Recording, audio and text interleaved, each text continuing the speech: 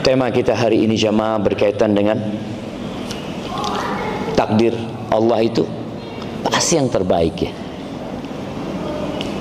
Namun kadangkala kita kurang dapat mencerna dan mengambil pesan dari yang Allah tetapkan. Banyak di antara kita yang hidupnya selalu mengeluh. Keluhan itu silih berganti karena dalam pandangan dia musibah datang silih berganti. Allah Azza wa Jalla sudah menetapkan bahwa hidup ini ujian. Di awal surat Al-Mulk Allah mengatakan tabarakalladzi biyadihil mulk wa huwa ala kulli syai'in qadir. Ini yang harus kita sama-sama fahami, bahwa semua kerajaan, semua kepemilikan itu punya Allah Subhanahu wa ta'ala. Di tangan Allah semua kekuasaan ini, dan Dia maha kuasa atas segala sesuatu. Kulla yaumin huwa fi syan. Setiap hari Allah ngurusin urusan ini. Ada yang diangkat, ada yang diturunkan, ada yang disehatkan, ada yang kasih penyakit. Tiap hari. Apa sih sebenarnya tujuan hidup ini? Maka Allah sebutkan di ayat selanjutnya di surat Tabarak, ayat kedua. Alladzi khalaqa al-mauta. Dialah Allah Jalla Jalaluhu yang menciptakan kematian. Kita dulu nggak ada. Bapak kita dulu juga nggak ada. Mbah kita juga dulu nggak ada. Kehidupan ini dimulai dengan ketidakadaan, supaya orang sadar engkau dulu nggak ada dan engkau akan kembali tidak ada. Dialah Allah yang menciptakan kematian, al-mauta wal hayata, dan menciptakan kehidupan. Tujuannya apa?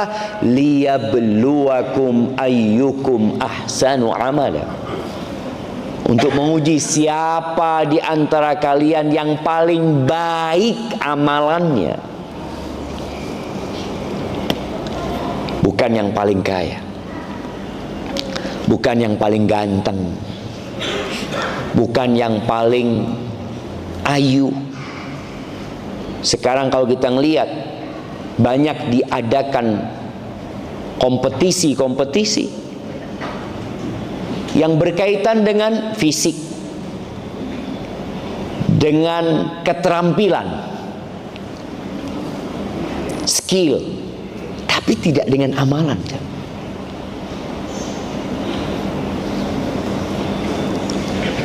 Di Surabaya ini kalau Ana boleh tahu siapa perempuan yang paling baik?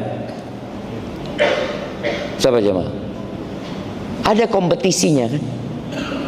Apa kompetisinya? Cakning. Iya. Cakning kan? Jadi kalau mau tahu, oh itu orang paling kena, nomor 1 sak Surabaya. Di Indonesia apa namanya? Putri Indonesia. Bagaimana dites, diseleksi untuk menjadi nomor 1 orang aja. Putri Indonesia. Kira-kira dia jadi putri Indonesia karena apa? Karena warna kulitnya? Iya, salah satunya. Karena potongan rambutnya? Iya, salah satunya. Karena tinggi badannya? Nah. Terus karena keterampilannya? Iya. Oh, karena kecerdasannya? Betul. Apakah karena amal solehnya? Tidak. Nggak ada ukuran itu. Apakah putri Indonesia harus sholat 5 waktu?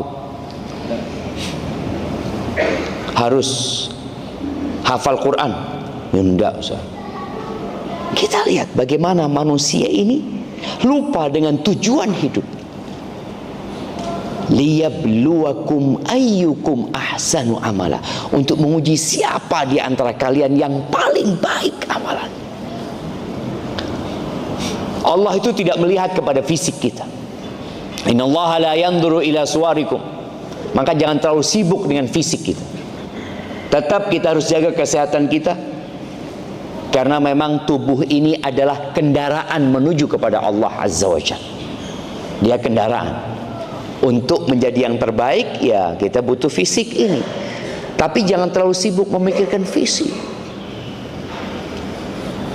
Allah tidak melihat kepada harta, enggak.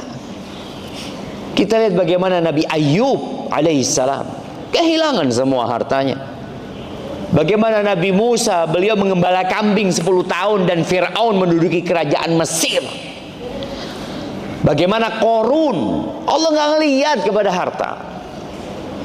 Maka jangan sampai kita pun sibuk menilai diri kita dengan harta. Bercermin, lihat bajunya pularang iki,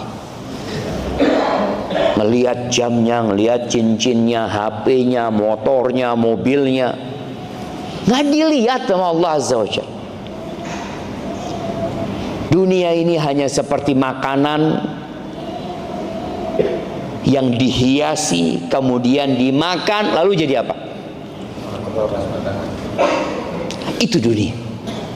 Lalu kenapa kita fokus sama itu? Gitu. Wa innama yanzuru ila qulubikum wa a'malikum. Yang dilihat sama Allah hati kalian dan amal perbuatan kalian. Ahibati fillah, tatkala banyak kejadian yang tidak sesuai dengan keinginan, tatkala kehidupan tak semanis yang diharapkan, apa sikap kita? Dulu orang itu mungkin mengeluhnya sama sohibnya, mengeluhnya sama orang tuanya, sama keluarganya. Sekarang orang mengeluhnya sama siapa? Sama seluruh penduduk bumi ini. Bikin status gitu. Kenapa gitu? Padahal yang Allah perintahkan untuk diceritakan itu nikmat apa kesusahan?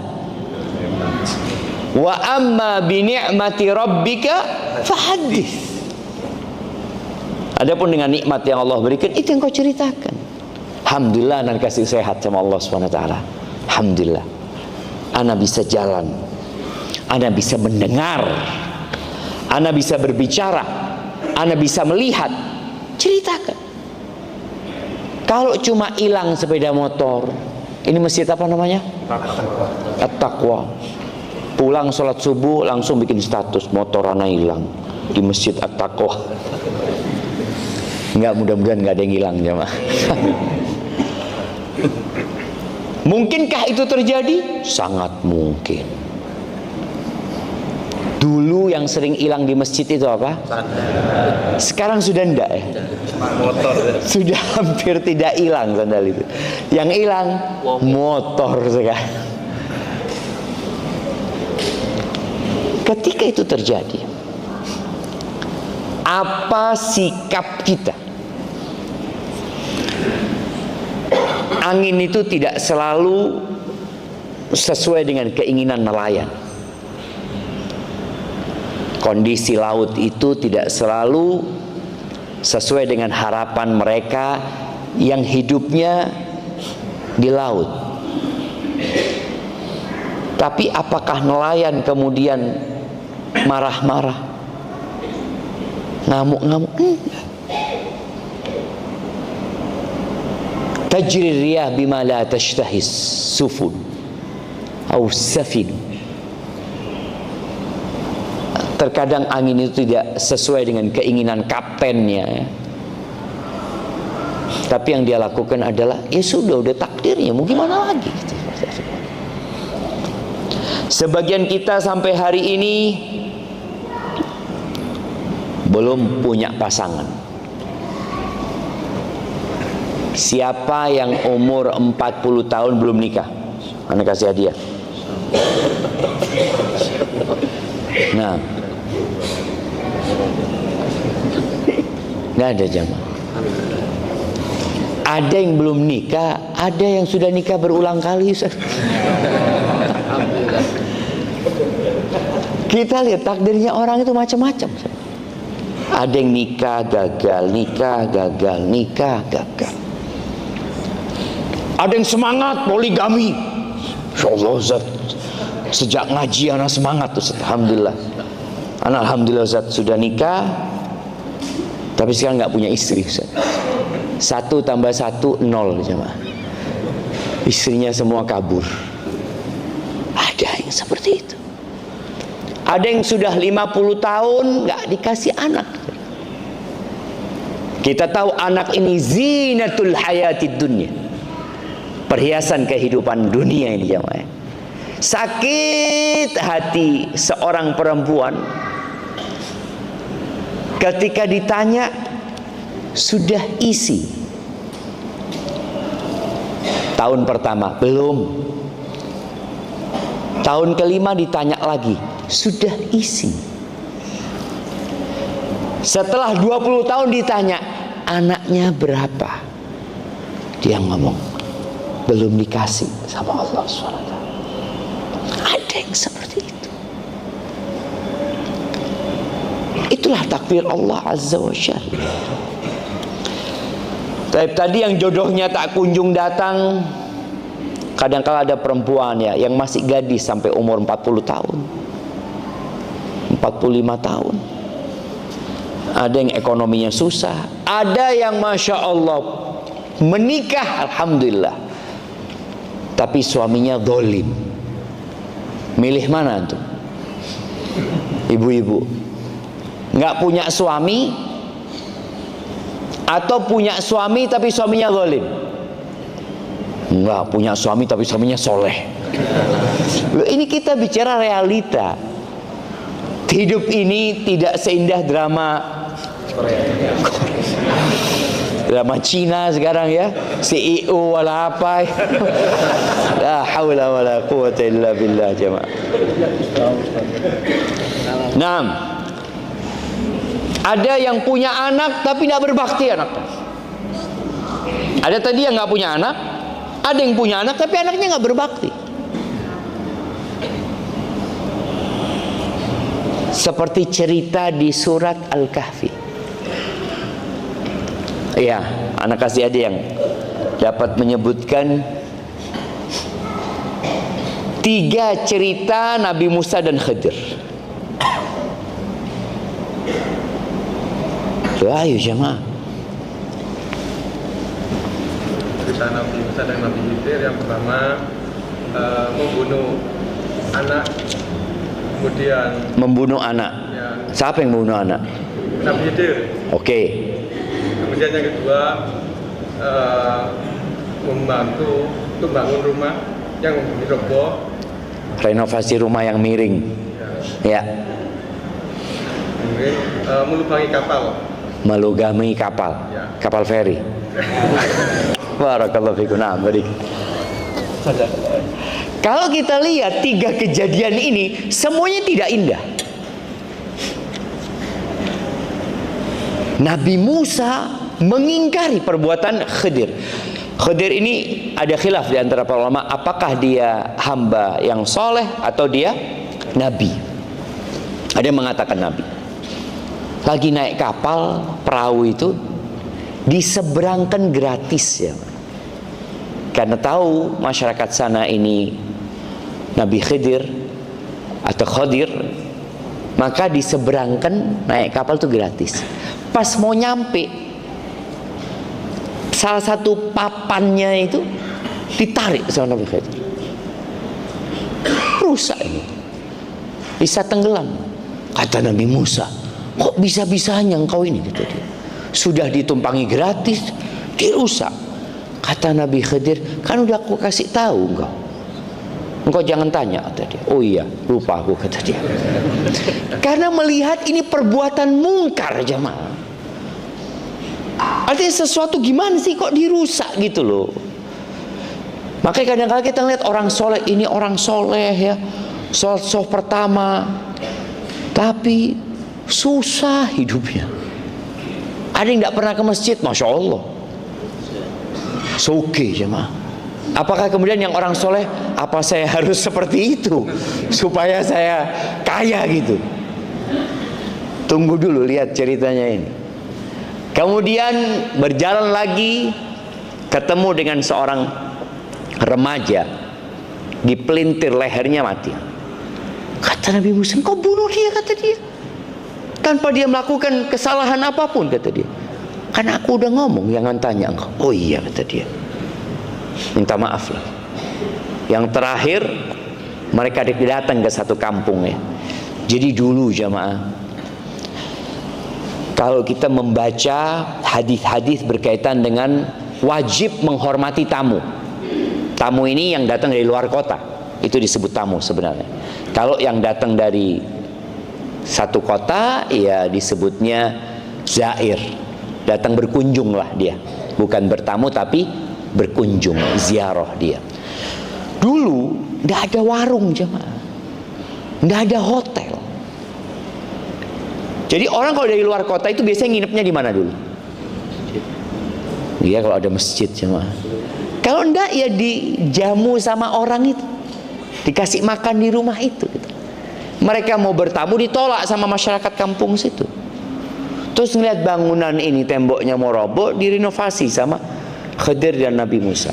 Nabi Musa usul, engkau nggak minta upah aja sama mereka gitu. Udah, aku sudah ngomong, kok jangan tanya wala usul ini itu. 3 hal ini ternyata di baliknya ada hikmah yang besar. Dirusaknya itu perahu untuk menyelamatkan pemilik perahu itu. Karena ternyata di belakang mereka sedang ada raja dan bala tentaranya yang merampas perahu-perahu yang bagus. Kalau yang bocor tidak dirampas. Ya Allah, itu hikmahnya. Itu anak muda, remaja itu dibunuh untuk menyelamatkan siapa? Kedua orang tuanya. Makanya kadang-kadang dalam kehidupan ini ada orang yang nggak punya anak atau punya anak, anaknya meninggal ketika kecil. Boleh jadi Allah sedang menyelamatkan orang tuanya. Tapi kita kadang-kala nggak nerima. Kenapa ya Allah? Kenapa ya Allah? Apa salahku ya Allah? Ya banyak salahmu. Ini cuma orang kadang-kala lupa dengan kesalahannya. Jadi musibah itu datang boleh jadi karena dosa, boleh jadi untuk mengangkat derajat. Jadi kalau antum melihat orang lain terkena musibah, maka berbaik sangkalah sama orang itu. Ada orang pulang dari masjid, motornya hilang, kayaknya banyak dosanya orang ini, jangan. Boleh jadi antum yang banyak dosanya, dia sedang diangkat derajatnya. Tapi kalau antum sendiri yang kena musibah, jangan mengatakan kayaknya mau diangkat derajat anak. Tidak kayak itu Sony. Kita harus fair sama diri kita. Kita nggak kenal sama orang, tapi kita kenal sama diri kita sendiri. Maka tadi ada orang yang anaknya meninggal dunia, yang hartanya mungkin rusak. Itu pasti ada hikmah besar di balik sana.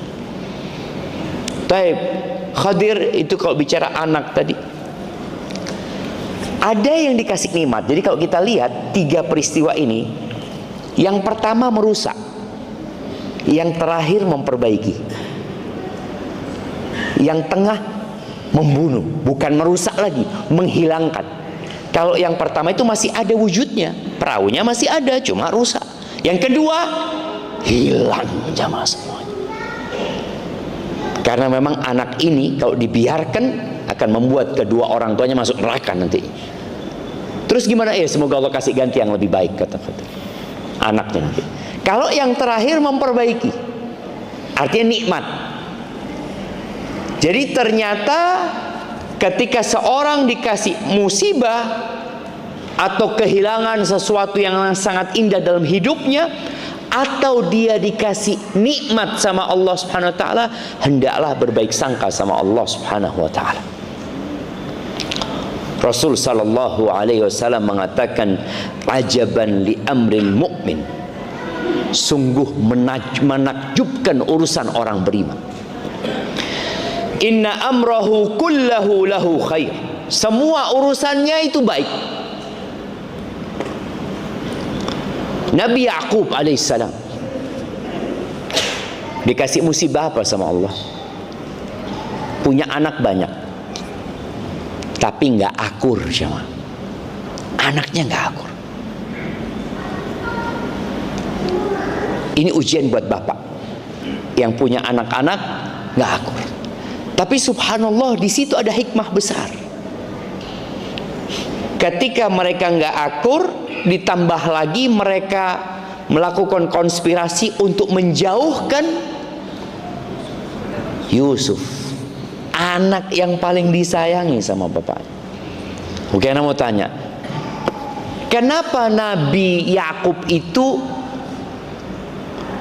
lebih peduli dengan Nabi Yusuf dalam pandangan kakak-kakaknya daripada kepada mereka? Apa sebabnya? Siapa yang mau jawab? Nabi Yusuf sudah ditinggal ibunya. Masya Allah, barakallah, kasih hadiah buat antum, Masya Allah. Jadi Nabi Yakub ini punya istri 2, dan beliau juga 2 istrinya ini menghadiahkan 2 budaknya, sehingga ada 4 wanita dalam hidupnya Nabi Yakub alaihissalam. Nabi Yusuf itu cuma 2 bersaudara dengan Benyamin ya. Setelah melahirkan Benyamin, ibunya meninggal dunia. Jadi kondisinya masih kecil.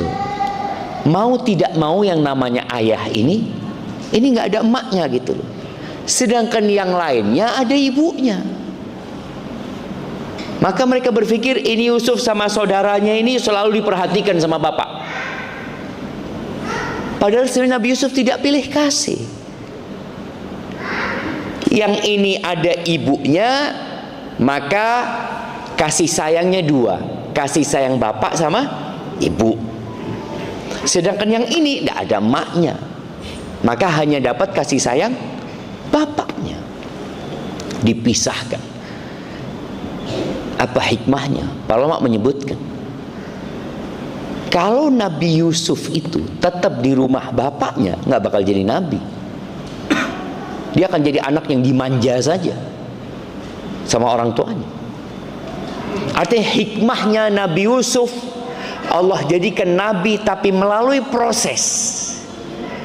Kadangkala sebagian kita dalam hidup ini tidak menerima proses tersebut. Dibuang jamaah, dimasukkan ke sumur, dijual. Nabi Yusuf ini dijual sama saudara-saudaranya dengan harga yang sangat murah. Karena sebenarnya tujuan mereka adalah menghilangkan Nabi Yusuf dari rumah saja. Kalau bisa mereka bunuh Nabi Yusuf. Tapi karena hasil kesepakatan mereka nggak dibunuh, ya sudah. Pokoknya bagaimana Nabi Yusuf tidak ada di rumah. Sampai Mesir, beliau dapat sedikit kesenangan. Walaupun jauh dari orang tua, diangkat anak. Tapi setelah itu Allah kasih ujian lagi. Fitnah wanita. Nama baiknya tercoreng gara-gara itu. Apakah cukup? Nggak cukup. Di penjara Nabi Yusuf. Nabi di penjara berapa tahun? Bid'ah sinin. Bid'ah itu dari 3 sampai ke 10 lah, atau sampai ke 9. Itu di penjara Nabi Yusuf alaihissalam. Bagaimana kehidupan di penjara? Jangan ditanya. Baru setelah itu diangkat sama Allah Subhanahu wa ta'ala. Jadi prosesnya panjang. Kita kadangkala nggak siap dengan proses, tapi ingin mendapatkan yang lebih. Kalau ngelihat temennya kaya gitu, Masya Allah, seneng antum ya. Nggak tahu dia dulu susah. Kenalnya sudah kaya. Kenalnya udah seneng. Oh enggak, anak dulu susah. Iya dulu lah, tapi sekarang Masya Allah gitu kan. Dia nggak mau dengan yang dulu. Loh, dengarkan ceritanya.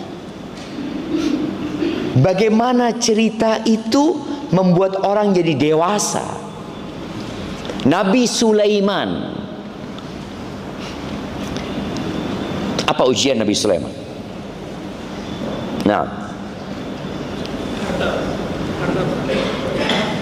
harta. Iya, beliau memang lahir, kalau istilah orang sekarang lahir piringnya sudah emas, sendoknya sudah emas ya. Karena bapaknya adalah Raja Nabi Daud. Tapi Allah berikan ujian kepada Nabi Sulaiman. Apa?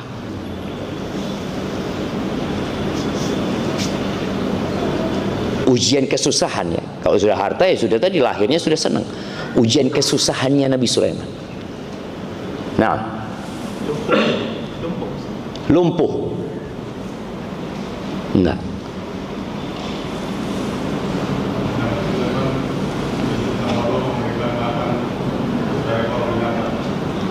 Nabi Sulaiman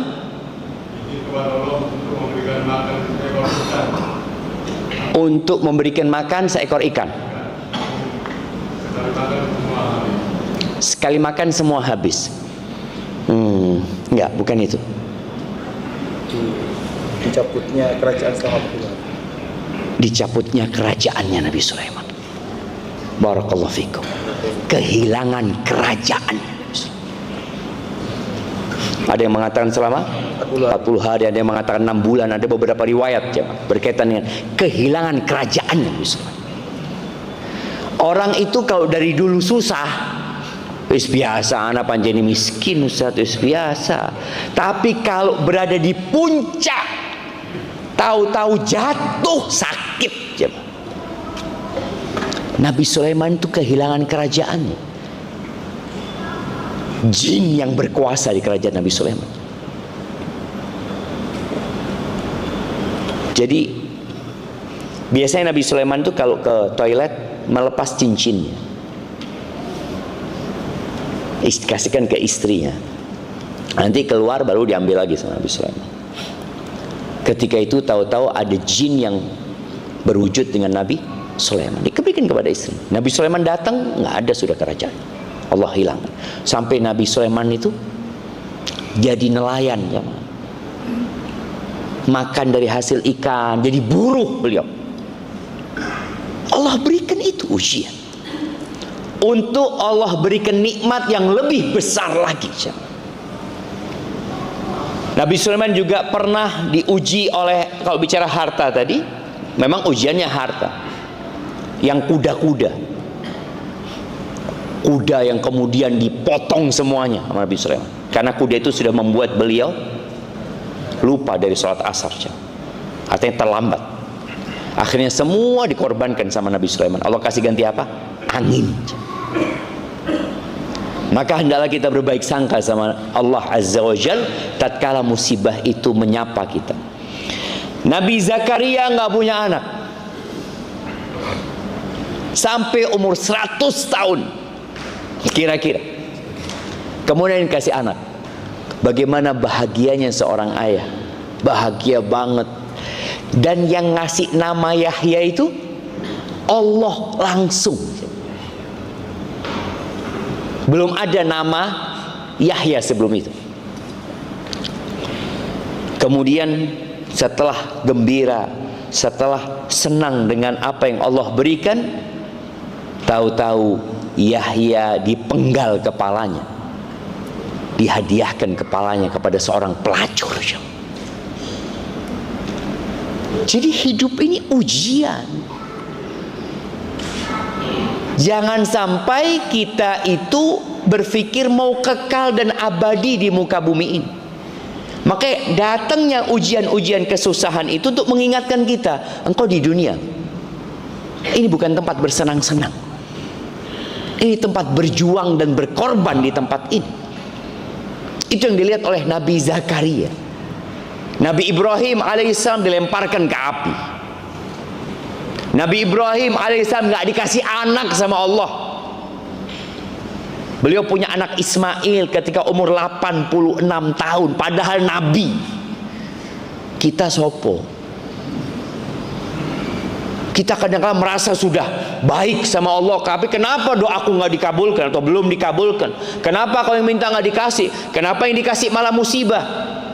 Datang silih berganti. Sehingga ada sebagian orang yang kecewa sama Tuhannya, dia kecewa. Padahal Allah itu Ar-Rahman, Ar-Rahim, Al-Malik, Al-Quddus, As-Salam, Al-Mu'min, Al-Muhaimin, Al-Aziz, Al-Jabbar. Kita lihat Nabi Ayub alaihissalam ketika kehilangan semuanya, lalu beliau berdoa, habis sudah. Ana mau kasih hadiah lagi jemaah. Wa ayyuba idznada rabbahu. Nih Nabi Ayub ya. Ketika beliau berdoa memohon kepada Allah. Nabi Ayub itu sakitnya, sakit dan kehilangan harta dan dikucilkan di masyarakat ya. Sakit, penyakitnya enggak biasa. Hartanya semua habis. Anak-anaknya semua mati, plus dikucilkan oleh masyarakat. Istrinya minta, Ayub, kenapa engkau enggak minta sama Allah supaya diangkatlah penyakit? Ini beberapa riwayat Israiliyat ya. Jadi kalau kita bicara Israiliyat, cerita-cerita Bani Israel, Nabi alaihissalatu wassalam mengatakan, hadithu an Bani Israel wala haraj. Kalian nggak apa-apa cerita tentang cerita-cerita Bani Israel itu nggak apa-apa, tapi jangan dipercayai dan jangan didustakan. Kecuali dalam Al-Quran ada yang mempercayainya, membenarkannya, kita terima. Ada yang mendustakan, kita tolak. Tapi secara umum boleh menceritakan Bani Israel ketika tidak bertentangan dengan yang ada dalam Al-Quran dan Sunnah. Istrinya itu ngomong, kok kenapa nggak minta sama Allah tadi? Lalu Nabi Ayub balik bertanya, berapa lama kita hidup senang? Kata istrinya 70 tahun. Terus berapa lama kita susah? Ada yang riwayat 7 tahun, ada yang mengatakan 18 tahun. Kata Nabi, baru 18 tahun. Nanti kalau sudah sama dengan senangnya kita, aku akan berdoa. Ini syukur kepada Allah dan sabarnya Nabi Ayub. Tapi kemudian ada stigma di masyarakat bahwasanya Nabi Ayub seperti itu karena dosa. Nah, ini sudah berbahaya, karena dakwah tidak akan diterima nantinya. Ketika karakter seseorang sudah dibunuh, dianggap pelaku dosa, pelaku kemaksiatan, maka akhirnya untuk menyampaikan dakwah nggak bisa lagi. Akhirnya di situ berdoa Nabi Ayub alaihissalam. Apa doanya Nabi Ayub? Nah, Masya Allah. Apa artinya?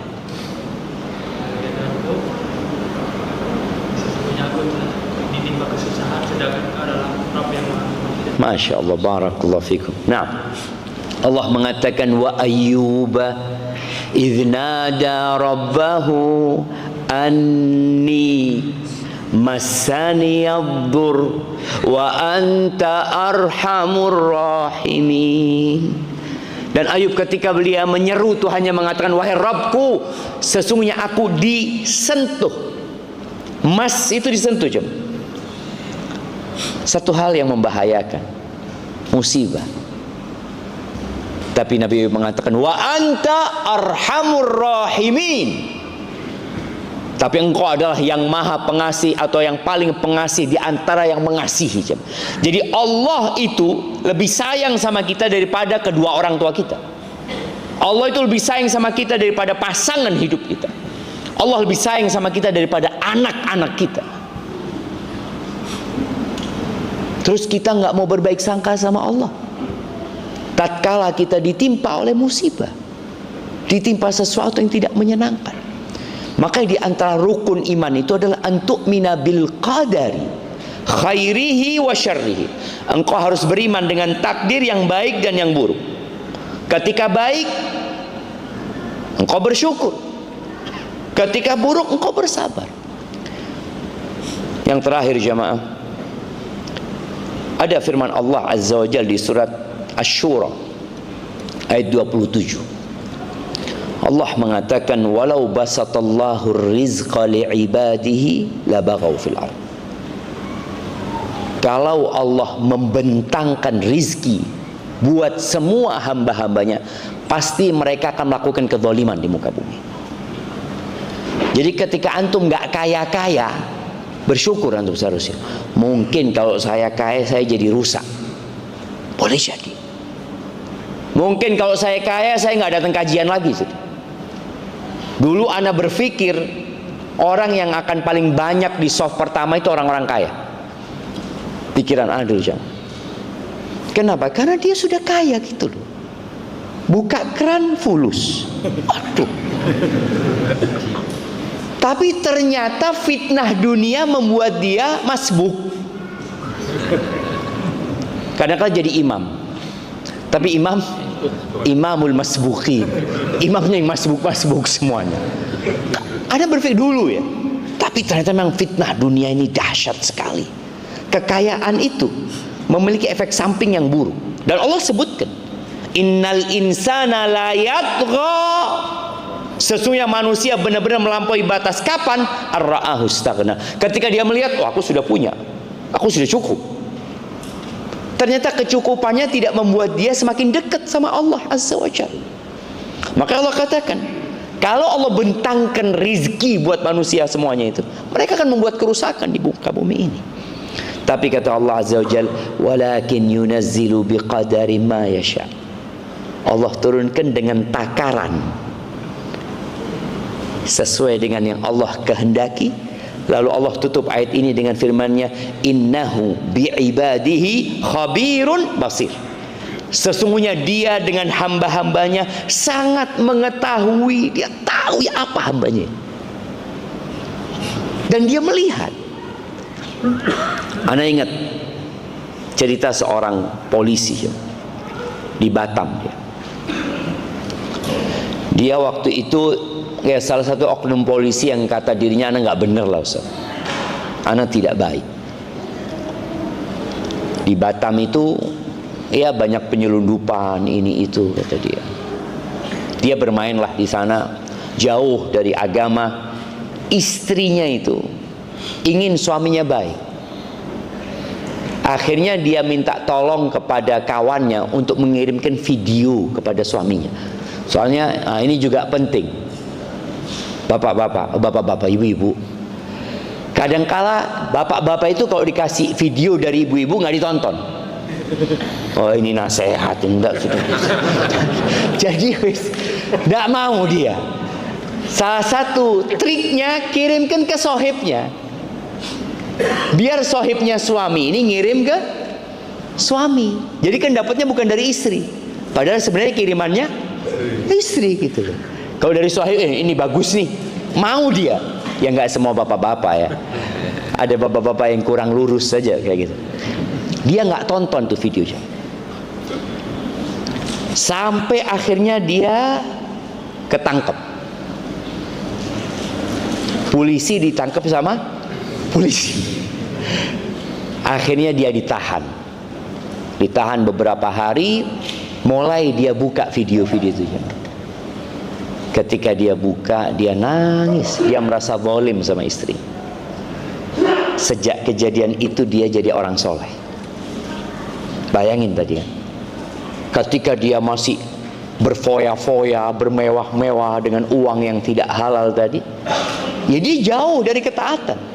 Allah berikan kesusahan menjadi titik kembalinya dia. Ada sebuah hadis qudsi ya, tapi hadis ini dhaif. Namun beberapa ulama menyebutkan seperti Ibnu Katsir ketika menafsirkan ayat ini, beliau mengatakan wa huwa a'lamu bidzalika. Allah memberikan rizki kepada hamba-hambanya dan Allah memilih yang memperbaiki mereka, jumlah dan kadar rizkinya itu. Dan Allah lebih mengetahui mana yang pas buat kita. Makanya kadang-kadang ada di antara kita yang sampai mati miskin terus ya. Kok enggak suki-suki ya Allah, mati di rumah kontrakan. Ada yang sampai mati sakit terus. Beliau mengatakan fayughni man yastahiqul ghina. Maka Allah memberikan kekayaan kepada orang yang pantas dikasih kekayaan. Wa yufqir man yastahiqul faqr. Allah bikin fakir orang yang pantas kefakiran buat dia. Dan Allah bikin sakit, yang sakit itu memang pas buat dia. Dan Allah jadikan sehat buat yang kesehatan memang pas buat dia. Maka kita harus yakin dengan takdir Allah Subhanahu wa taala. Allah itu lebih ngerti mana yang baik buat kita. Tatkala dikasih kekayaan,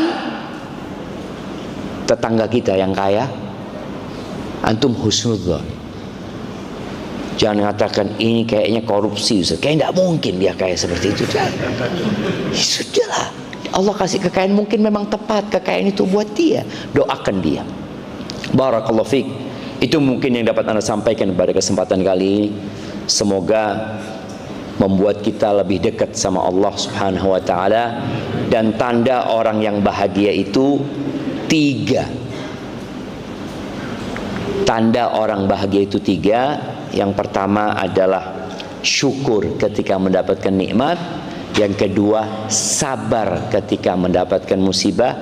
Yang ketiga, istighfar ketika berbuat dosa. Ini orang bahagia. Jadi nggak harus kaya, nggak harus sehat, nggak harus punya istri, nggak harus punya anak, nggak harus punya rumah, tapi punya 3 hal ini, selesai antum urusan. Antum akan jadi orang yang paling bahagia di muka bumi ini. Aqulu qawli hadza wa astaghfirullah li wa lakum wa lisairil mu'minin wal mu'minat fastaghfiruh innahu huwal ghafurur rahim. Subhanakallahumma wa bihamdika asyhadu an la ilaha illa anta astaghfiruka wa atubu ilaik. Assalamualaikum.